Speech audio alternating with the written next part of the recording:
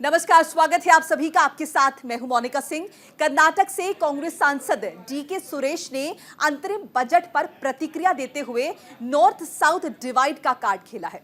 उन्होंने केंद्र सरकार पर पक्षपात का आरोप लगाते हुए कहा है कि दक्षिण भारत के राज्य ज्यादा टैक्स देते हैं, जबकि केंद्र सरकार जानबूझकर वहां का पैसा उत्तर के राज्यों को दे रही है। इस बार के बजट में भी दक्षिण के राज्यों के साथ सौतेला बर्ताव किया गया है। उन्होंने चेतावनी दी है कि अगर केंद्र सरकार ऐसे ही भेदभाव करती रही तो जल्द ही हम अलग देश की मांग करेंगे। तो अंतरिम बजट पर कांग्रेस सांसद डीके सुरेश का बयान। उन्होंने कहा कि दक्षिण भारत की अनदेखी हो रही है, जबकि सबसे ज्यादा टैक्स जो है दक्षिण भारत की तरफ से दिया जाता है। बावजूद इसके जो पूरा बजट रहा है वो उत्तर भारत पर फोकस रहा है। इससे पहले भी कई हमने बयान इस तरह के सुने हैं कि हिंदी जो है हमारे ऊपर थोपी जाती रही है, और अब ये जो बयान है कहीं ना कहीं बांटने वाला बयान नजर आ रहा है। नॉर्थ साउथ डिवाइड कार्ड बहाना नजर आ रहा है यहाँ पर। ಬೇಡಿಕೆ ಏನಿದೆ GST ಮತ್ತು ನಮ್ಮ ರಾಜ್ಯದಿಂದ ಬರ್ತಕ್ಕಂಥ ಕಸ್ಟಮ್ಸ್ ಇರ್ಬೋದು, ಡೈರೆಕ್ಟ್ ಟ್ಯಾಕ್ಸಸ್ ಏನು ಬರ್ತಾ ಇದೆ, ಇನ್ಕಮ್ ಟ್ಯಾಕ್ಸ್, ಅದರ ಪಾಲನ್ನ ಸರಿಯಾಗಿ ನಮಗೆ ಕೊಡಬೇಕಾಗಿದೆ. ಇವತ್ತು ವಿಶೇಷವಾಗಿ ದಕ್ಷಿಣ ಭಾರತಕ್ಕೆ ಬಹಳಷ್ಟು ಅನ್ಯಾಯ ಆಗ್ತಾ ಇರ್ತಕ್ಕಂಥದ್ದನ್ನ ನಾವು ಪ್ರತಿಯೊಂದು ಹಂತದಲ್ಲೂ ನಾವು ನೋಡ್ತಾ ಇದ್ದೇವೆ. ಒಟ್ಟಾರೆ ನಮ್ಮ ಪಾಲ್ ಏನು ಸಿಗಬೇಕಾಗಿದೆ ಅಭಿವೃದ್ಧಿಯ ಹಣ, ಇವತ್ತು ಅಭಿವೃದ್ಧಿಯ ಹಣ ಉತ್ತರ ಭಾರತದ ಕಡೆ ಎತ್ಕೊಂಡೋಗಿ ಹಂಚ್ತಾ ಇರ್ತಕ್ಕಂಥದ್ದು ಕಾಣ್ತಾ ಇದ್ದೇವೆ. ನಮಗೆ ಎಲ್ಲ ವಿಚಾರಗಳಲ್ಲೂ ಕೂಡ ಅನ್ಯಾಯ ಆಗ್ತಾ ಇದೆ. ನಾವು ಅದನ್ನ ಮುಂದಿನ ದಿನಗಳಲ್ಲಿ ಖಂಡಿಸಲಿಲ್ಲ ಅಂತ ಹೇಳಿದ್ರೆ ಪ್ರತ್ಯೇಕ ರಾಷ್ಟ್ರಕ್ಕೂ ಕೂಡ ನಾವು ಬೇಡಿಕೆಯನ್ನ ಇಡಬೇಕಾದಂತ ಅನಿವಾರ್ಯ ಪರಿಸ್ಥಿತಿಯನ್ನ ಹಿಂದಿ ಪ್ರದೇಶದವರು ನಮ್ಮ ಮೇಲೆ ಹೇರ್ತಾ ಇದ್ದಾರೆ ಅಂತ ಹೇಳಿ ನಾನು ಭಾವಿಸ್ತೀನಿ. ಹಣಕಾಸು ವ್ಯವಸ್ಥೆಯನ್ನ ಹಂಚ್ತಾ ಇರ್ತಕ್ಕಂಥ ಒಂದು ಪರಿಸ್ಥಿತಿಯನ್ನ ನೋಡಿದ್ರೆ ನಮ್ಮ ರಾಜ್ಯಗಳ ಹಣ ಉತ್ತರದ ಭಾರತಕ್ಕೆ ಹೆಚ್ಚಿಗೆ ಕೊಡ್ತಾ ಇರ್ತಕ್ಕಂಥದ್ದು ನಮಗೆ ಅನ್ಯಾಯ ಆಗ್ತಾ ಇರ್ತಕ್ಕಂಥದ್ದು. ಯಾವುದೇ ವಿಚಾರಗಳಲ್ಲಾಗ್ಲಿ ನಮ್ಮ ಮೇಲೆ ಹಿಂದಿಯನ್ನ ಏರಿಕೆ ಮಾಡ್ತಕ್ಕಂಥದ್ದು. ನಿನ್ನೆ ರಾಜ್ಯಪಾಲರು ನಮ್ಮ ಕನ್ನಡದ ಫಲಕಗಳನ್ನ ಹಾಕ್ಲಿ. तो कांग्रेस सांसद डीके सुरेश के इस बयान पर हम चर्चा करेंगे। हमारे साथ खास मेहमान जुड़ चुके हैं। हमारे साथ नीरज कुमार हैं जो कि बीजेपी के प्रवक्ता है, हमारे साथ आदेश भारद्वाज है जो कि कांग्रेस के प्रवक्ता है, और अतहर जैदी हैं हमारे साथ जो कि आम आदमी पार्टी के प्रवक्ता हैं, और संदीप चौधरी जुड़ चुके हैं हमारे साथ जो कि राजनीतिक विश्लेषक है। आप सभी का स्वागत है। तो सबसे पहले मैं आदेश भारद्वाज जी आपके पास आऊंगी। आपकी प्रतिक्रिया, आप ही की पार्टी के सांसद हैं डीके सुरेश, और आपने बयान तो यकीनन सुना ही होगा।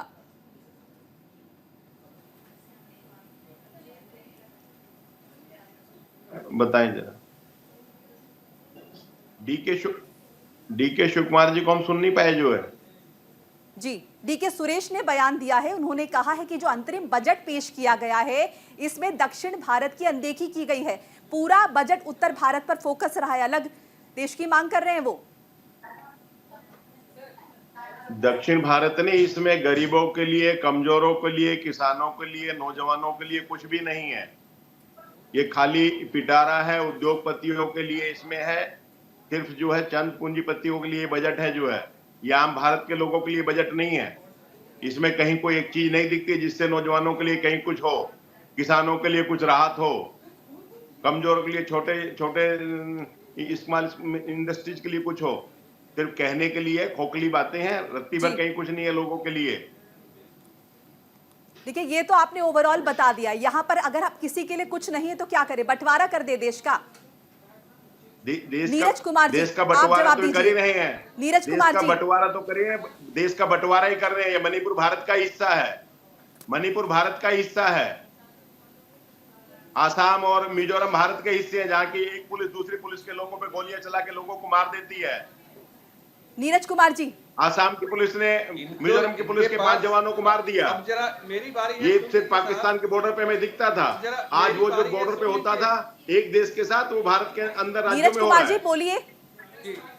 इनके पास जो सबसे पहले के सांसद ने कहा कि सबसे हाईएस्ट टैक्स पेइंग स्टेट, तो पहले अपने ये आंकड़ों को ठीक कर लें। Highest tax paying state Bharat में महाराष्ट्र आता है, उसके बाद दिल्ली का स्थान आता है, और ये लोग शुरू से इंडिया अलायंस के जितने सर्वगोत्री लोग हैं, इंडिया अलायंस के लोग हैं, इस देश को टुकड़े टुकड़े में बांटने की साजिश कर रहे हैं। इनकी शुरू से ये नीति और नीयत रही है।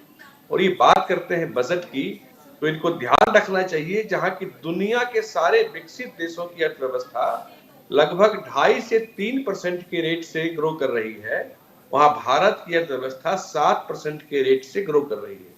और इस बार के बजट में तो ज्ञान एक शब्द आया है, ज्ञान, जिसमें सर्वाधिक महत्व दिया गया है। ज्ञान का मतलब जी फॉर गरीब, वाई फॉर युवा, ए फॉर अन्नदाता यानी किसान, एन फॉर नारी शक्ति। और इस बजट की एक और सबसे बड़ी खूबसूरती देखिए, इस बजट को पेश किया गया सबसे पहले महिला राष्ट्रपति की अभिभाषण से।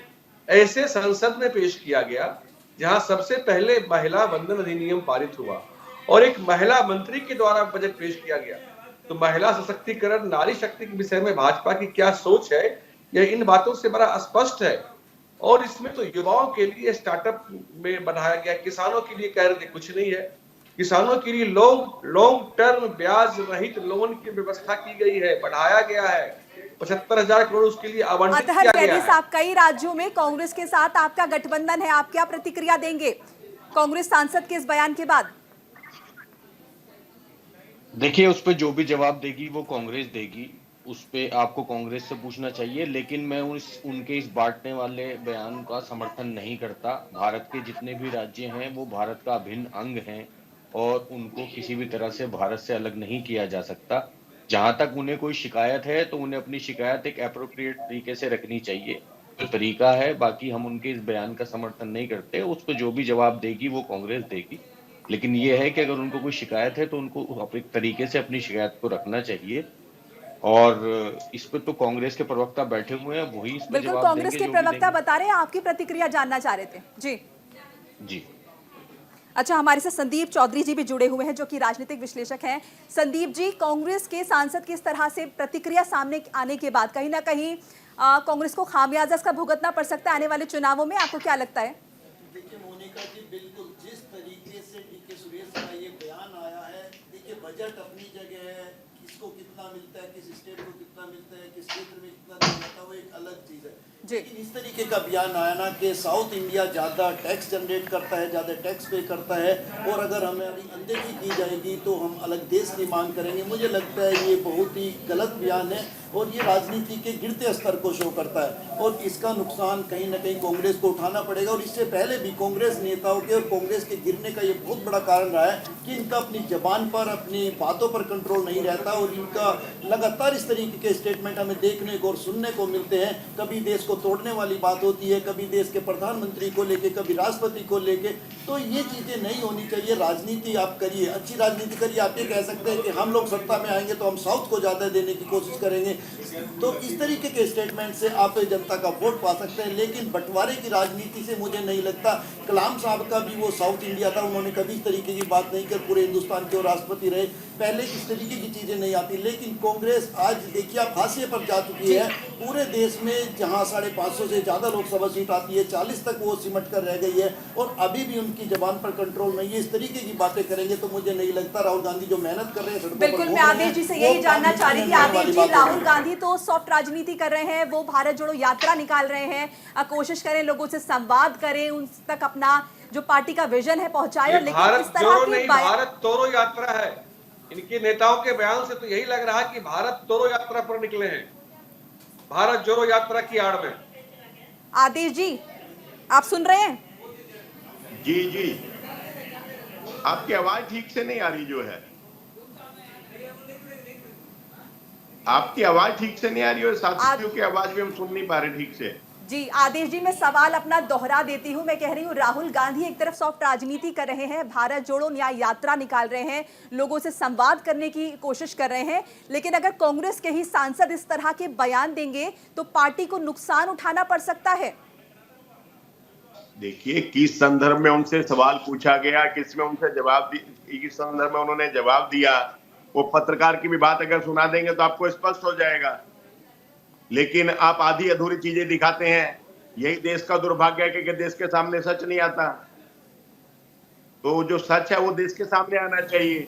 आप मेरी बातें काट के पीट के पेश कर देंगे, उसका फायदा क्या नहीं, होगा? आपकी बातें काट के नहीं कर रहे, आपकी जो भी आप बातें कर रहे नहीं हैं, कर रहे, प्रतिक्रिया दे रहे हैं, सांसद लाइव जा रहा है यही सब तो देश कुछ, का दुर्भाग्य है। सब कुछ लाइव जा रहा है। मोदी जी ने कहा कि आलू से सोना देश का बनेगा। दुर्भाग्य कांग्रेस सारा है। देश ये जानता है कि राहुल कांग्रेस गांधी को ने जब कहा, कुछ नहीं सूझता, राहुल गांधी नीरज जी, ने आदेश मोदी जी के को शब्दों बोलने को दीजिए। दोहराया था। आदेश जी को बोलने दीजिए। आपने कभी खंडन नहीं किया, लगाती है।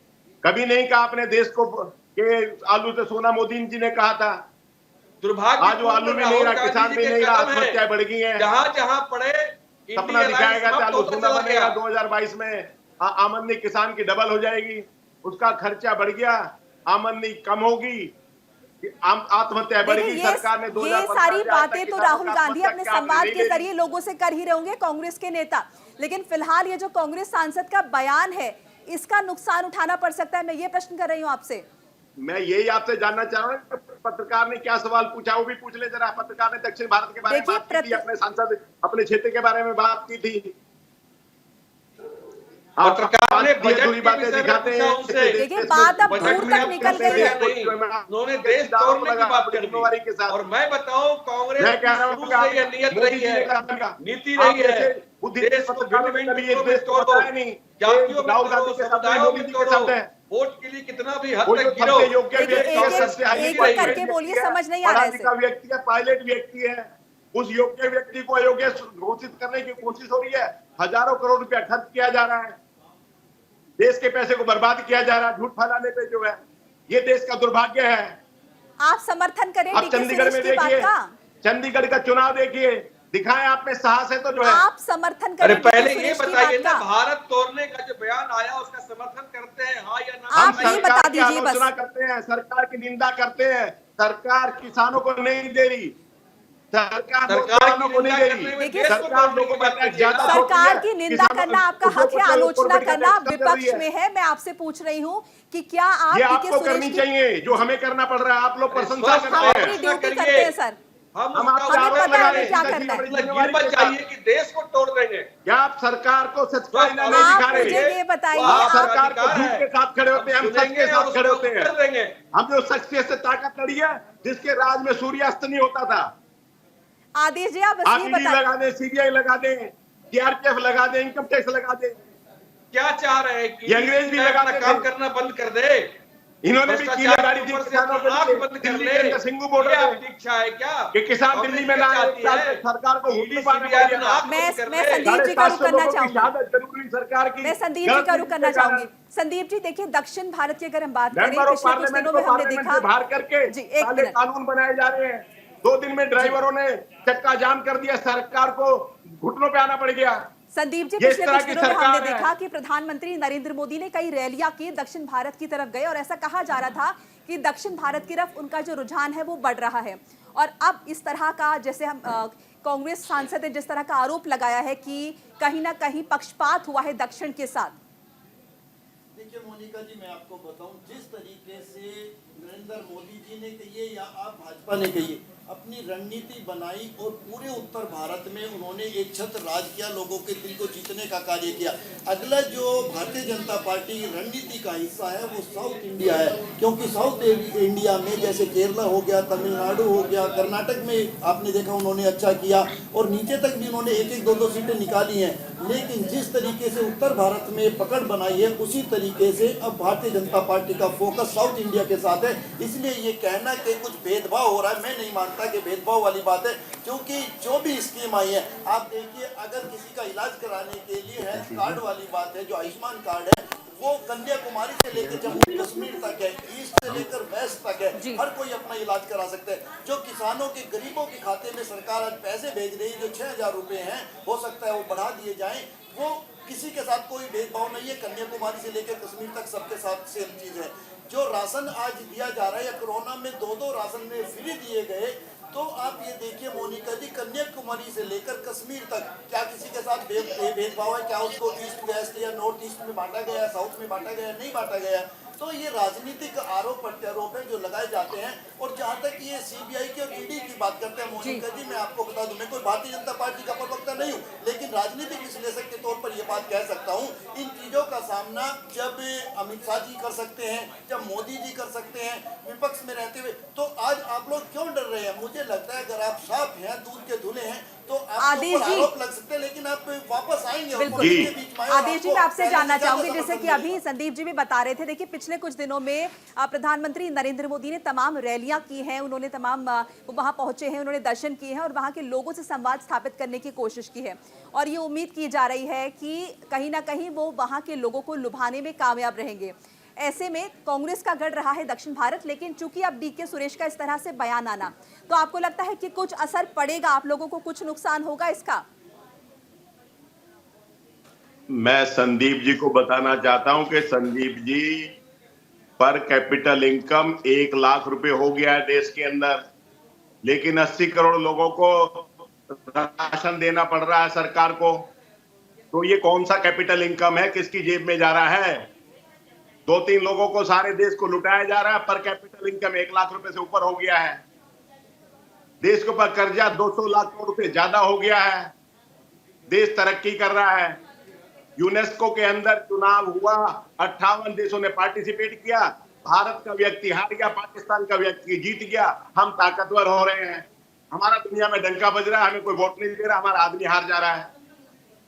क्यों देश को गुमराह कर रहे हो संदीप जी? बीजेपी का पट्टा डाल लो, क्या फर्क पड़ता है? बहुत लोग हैं बीजेपी के, आप भी जुड़ जाएंगे, लेकिन दोहरा चरित्र तो छोड़ दो। अगर बीजेपी हो तो बीजेपी की तरह बोलो, क्या दिक्कत है? जी, बीजेपी होना कोई गुनाह थोड़ी है। जी जरा मैं बीजेपी का पट्टा नहीं डालना, बीजेपी की वकालत करना।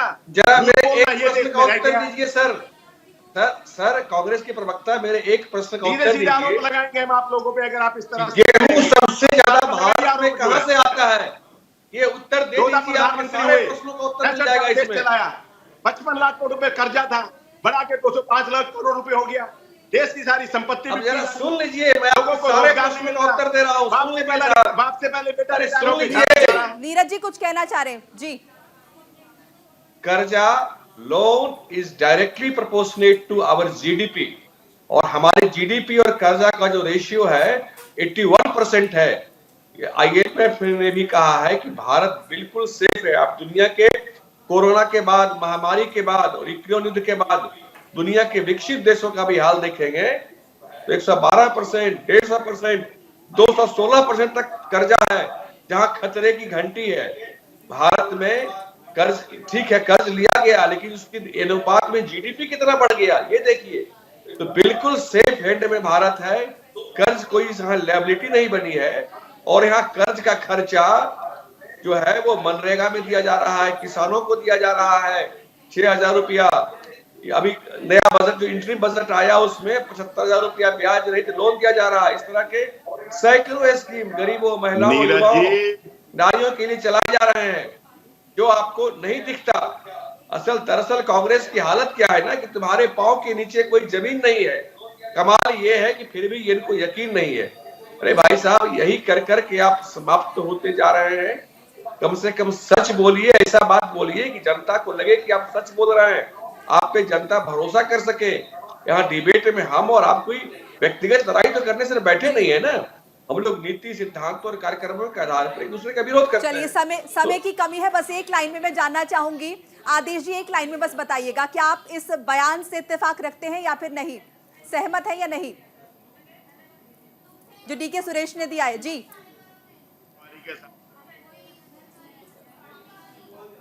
आपकी आवाज हम तक नहीं पहुंच रही है। आदेश जी, आपकी आवाज हम तक नहीं पहुंच रही है। चलिए, शुक्रिया आप सभी का हमारे साथ जुड़ने के लिए, और फिलहाल खबरों में आगे बढ़ेंगे। यूसीसी विशेषज्ञों ने सीएम धामी से मुलाकात की है। सीएम धामी को विशेषज्ञ समिति ने रिपोर्ट सौंप दी है। 6 फरवरी को कैबिनेट में पेश होगी ड्राफ्ट रिपोर्ट। तो सीएम धामी को विशेषज्ञ समिति ने रिपोर्ट जो है वो सौंप दी है। 6 फरवरी को कैबिनेट में पेश होगी ड्राफ्ट रिपोर्ट। यूसीसी जल्द ही लागू होगा, ये धामी सरकार ने फैसला किया है। और देखिए, विधानसभा चुनाव से पहले भी सीएम धामी ने कहा था कि सत्ता में आएंगे तो यूसीसी जो है वो लागू करेंगे, और इसी बाबत तमाम दिन से तैयारियां की जा रही थी। और फिलहाल यूसीसी के जो एक्सपर्ट हैं उन्होंने सीएम धामी से मुलाकात की है। और जो ड्राफ्ट है, जो रिपोर्ट है, वो फिलहाल मुख्यमंत्री पुष्कर सिंह धामी को सौंप दी गई है और 6 फरवरी को कैबिनेट में पेश हो जाएगी ये ड्राफ्ट रिपोर्ट, जिसके बाद चर्चा होगी। ये बिल लाने की जल्द ही कोशिश की जाएगी। इस वक्त ये बड़ी अहम खबर अपने दर्शकों को बता रहे हैं। तो 6 फरवरी को कैबिनेट में ड्राफ्ट रिपोर्ट जो है वो पेश हो जाएगी। और फिलहाल इस बुलेटिन में इतना ही। खबरें लगातार जारी हैं। नमस्कार।